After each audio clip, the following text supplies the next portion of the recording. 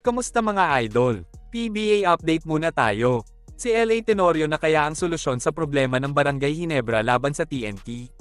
Madami nga ang nasorpresa ng ginawang starter ni Coach Tim Cone ang team captain ng koponan na si LA Tenorio na naging dahilan para makuha nila ang kauna-unahang panalo sa Governors Cup Finals. Hindi nga inaasahan na gagawin ni Tim Cone na starter ang kanyang veterano laban sa tropang Giga. Maliban kay LA, nakapaglaro na din ng 42 years old na si Joe Devance matapos magka-injury noong semifinals. Tila gumana ang eksperimento na ginawa ng veteran head coach ng Ginebra nang masungkit nila ang kalamangan sa first half laban sa TNT, kung saan must-win situation na ito sa Ginebra bago pa malubog sa 0-3 sa best of 7 final series mga idol. Umiscore si Tenorio ng 9 na puntos sa buong laro na may 4 out of 6 field goal shooting, habang si Devance naman ay naka 2 points at 2 assists sa 15 minuto na paglalaro. Malaking bagay din ito para naman makapagpahinga si Japet Aguilar na sobrang gamit na mula pa nung semis. Bakit nga ba nagpas siya si Tim Cone na gawing starter si Tenorio imbes na si RJ Abarrientos? Ayon kay Coach Tim, depensa ang naging dahilan kaya si LA ang napili niya sa pag-uumpisa ng first quarter. Makulit kasing maglaro itong si LA Tenorio mga idol.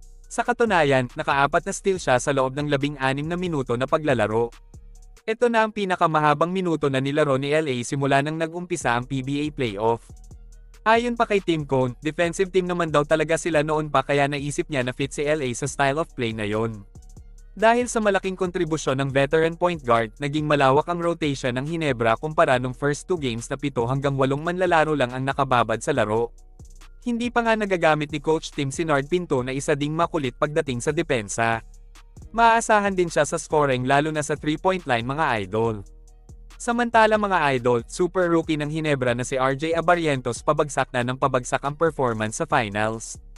Ano nga ba ang nangyari kay RJ at nagmistulang nightmare siya sa kanyang koponan? Madami kasi ang nagsasabi na siya lang ang tanging susi sa panalo ng Ginebra laban sa TNT. Mula Game 1 hanggang Game 3, nag-average lang si Abarrientos ng 6 na puntos hindi tulad nung elimination round hanggang semis na double digits ang scoring niya.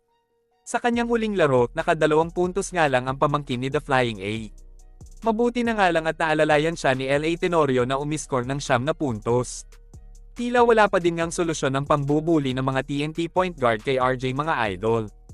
Hindi tulad nung semis laban sa SMB na kinakaya-kaya niya lang si Terrence Romeo. Maigi na nga lang at maganda-ganda ang nilalaro ni na Stephen Holt at Maverick Ahanmisi kaya kahit papano ay nakakasabay sa laro ang Ginebra. Samantala, bigla naman nabuhayan si Noipy Justin Brownlee matapos gumawa ng 18 points 13 rebounds, 4 assists, at 4 blocks para pangunahan ng Ginebra sa panalo sa Game 3. Medyo malaki nga lang ang binagsak ng scoring niya dahil sa dami ng scoring machine ng Gin Kings. Hindi na din siguro siya pwersadong umiscore ng madami dahil sa kanyang edad. Matindi din ang depensa na ginagawa sa kanya ni RHJ kaya limitado ang galaw ng Ginebra import. Hanggang dito na lang muna mga idol. Maraming salamat sa panunood.